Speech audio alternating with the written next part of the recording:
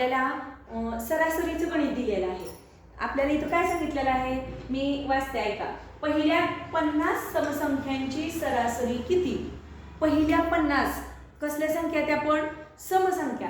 बघा मग सगळ्यात ह्या आपल्याला जर काढायचं असेल तर सगळ्यात पहिली समसंख्या कोणती असते? 2 असते. पण आपण आधी काय करायचं? सूत्र लिहायचं.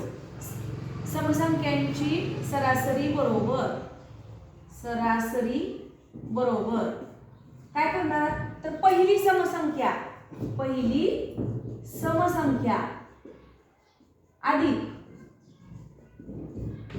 दुसरी समसंख्या, शेवटची समसंख्या, दुसरी नाही, शेवटची समसंख्या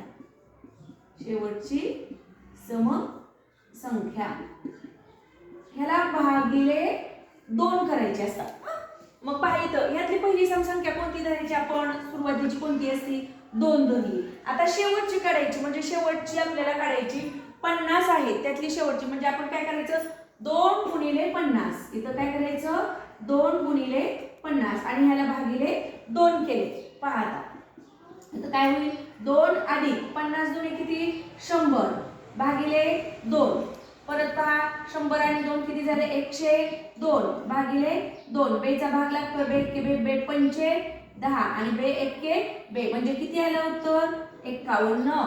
तर पहिल्या 50 समसंख्यांची सरासरी किती येईल? 51. समजलं तुम्हाला?